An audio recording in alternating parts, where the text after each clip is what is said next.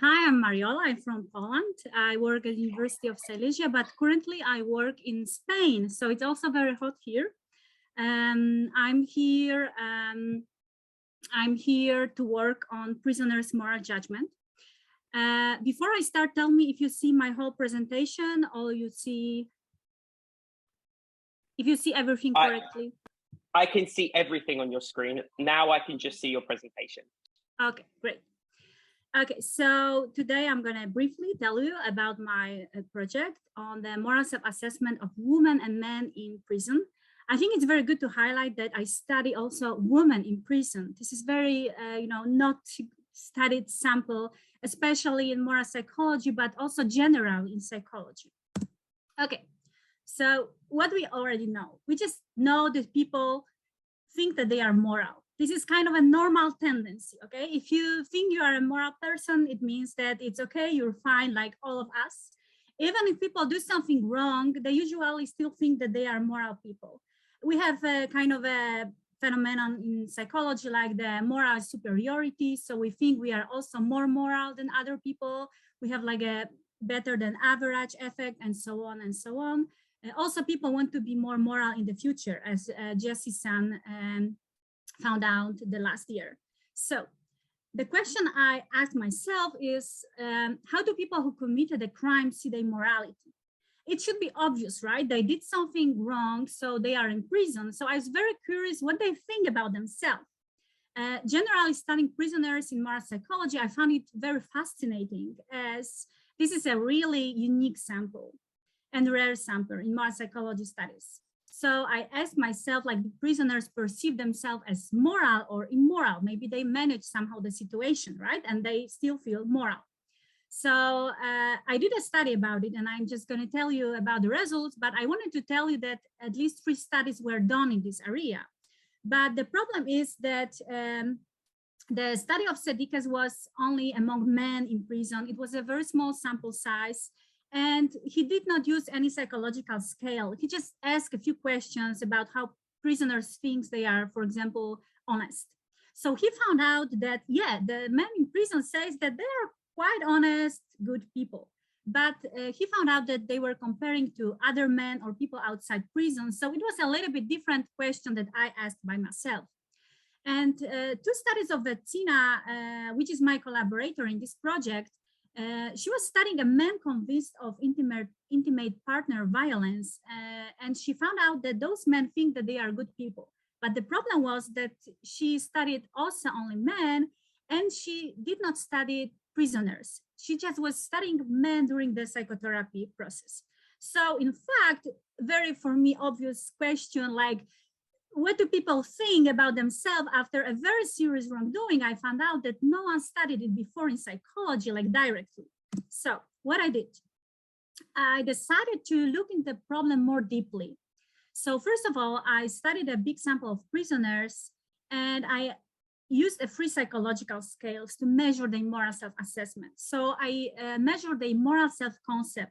These are just a very short evaluation of possessing moral traits, like how do you think, how honest you are, how, if you can trust you, and so on. The other scale which I use is very popular in psychology. This is the self-importance of moral identity scale. It measures 2 things, the so-called internalization and symbolization. So generally, the scale measures how important it is for you to be a moral person for yourself, and this is the internalization scale, and for other people, this is the symbolization scale. The symbolization is quite interesting because we ask people, like, how important for you is to be a moral person, but only to the outside world, not to your inner world. So this, despite that this is a 1 scale, it measures completely 2 different things. And the last scale, which is also quite unique, it's a moral self-image scale. First, we ask people to imagine their moral ideal self, like imagine the best person. And then we ask them how close they are to this imagined person. So as you can see, I studied more than 700 people, and I just went to many prisons and asked people to join the study. It's hard to study prisoners, okay? The response rate was like 10%. But as you can see, I studied prisoners sentenced for different crimes, including murder. And what was very crucial for me, I also studied women in different prisons because we have a prison separation, like in most countries. It is because we know that there is some general tendency that women think that they are more moral than men. I also found it in my other series of studies. So this is something very natural, okay? That if some women are just listening to me right now, this is very natural for all of us, that we think that we are a little bit more moral than men. So here you see the results. You can see the scale that, these are the different scales. Like for moral self-concept is the scale from 1 to 7. For self-importance of moral identity is from 1 to 5. And for moral self-image, it's from 1 to 9. So generally, what I found out is that on the left, you have the non-prisoner sample, and on the right, you have the prisoner sample. Oh, I forget to tell you a very important thing. I studied a very big sample of people outside prison. And then I used a statistical method to match, to find a control group, which was matched to the prisoners by age and gender. This is kind of a statistical method that you take a bigger sample. In my case, it was 1,500 people. And I just, matched their scores to prisoner scores by looking at the age and gender. Why it's very important to control these kind of things. The most perfect thing would be if I would also control their personality or their political issues, religious issues and so on. We could just make the study more and more perfect. But this is kind of a basic, like really basic, looking for a control group. So generally, I found some differences. First of all, prisoners think that they possess a little bit less moral traits than non-prisoners. So the moral self-concept was lower in prisoners. But if you look at the mean, we can see that the difference is not that high, just only looking by the mean, right? Maybe you could expect from prisoners that they think that they are immoral, but no, generally for all these scales, my prisoners, and I guess it's going to replicate in future studies, they think that they are moral people. But when we look into the nuances, we see that they have lower moral self-concept, a little bit lower. So they generally think that they possess a little bit less moral traits than people outside prison. At the same time, they have a little bit lower internalization. So it means that for themselves, it's a little bit less important to possess moral traits. But at the same time, they have higher symbolization than people outside prison, which means that they have a higher need to show themselves as moral to the other people. And what was very also interesting, if you look at the moral self-image, the prisoners also had a higher moral self-image than non-prisoners, which means that they are closer to the moral ideal than people outside prison. Okay, I did not, I don't know the cause. Maybe they were before closer to their moral self, and that's why they committed crime. I did not study this, but it's also very interesting if you look at these all nuances, right?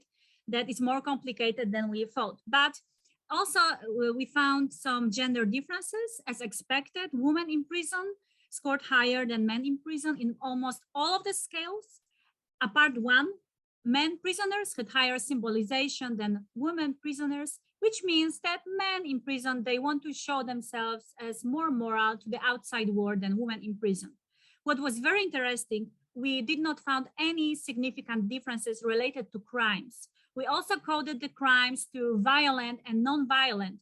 Oh, one thing is that I think the Sadiq study, he studied only violent people or different types of crimes. But what was very interesting for me that I found no differences, regarding the type of crime or regarding if the crime was violent or non-violent.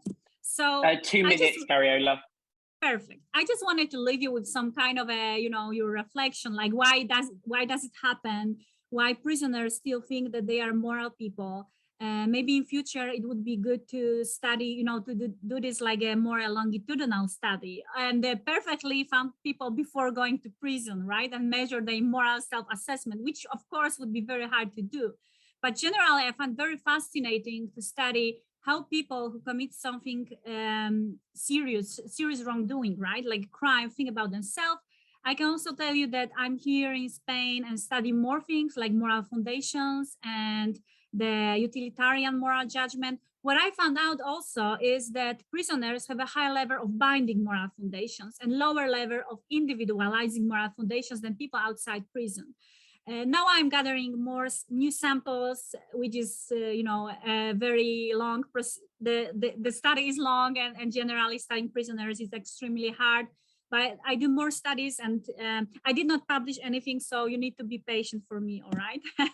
I just wanted to tell you, just to, put your attention on two nice articles which I published lately, one with Michał Białek from Wrocław University. We also studied the perception of murderers, and we find out that when murderer says that he or she is guilty, and express the ontological beliefs, people assess themselves as not as much immoral. So what I'm also interested is the perception of people who committed something wrong, like murdered, murder someone. And we found out the penitence congruity effect, which focus on both the emotional and cognitive functioning of the, in this case, of murderers. And I also, if you did not read it, I also want to tell you that I studied how drunk people change or not their moral judgment. And in case with utilitarianism, we found no differences, which is also extremely interesting for the topic of prisoners, because some estimate says that 40% of crime are made under the influence of alcohol.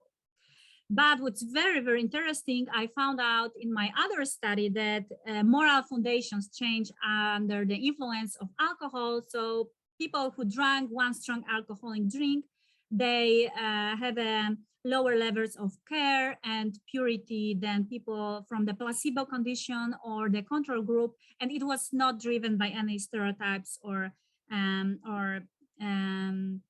it was a pure effect of alcohol. So as we can see, like some things change after the alcohol, some moral judgment doesn't change, like in the case of this paper. So we just need more studies. It's all connected, like people also do crimes after the even one drink. So thank you for your attention. If you want to contact me, please feel free. And I'm curious for the next talk of Igor. Thank you. Thank you so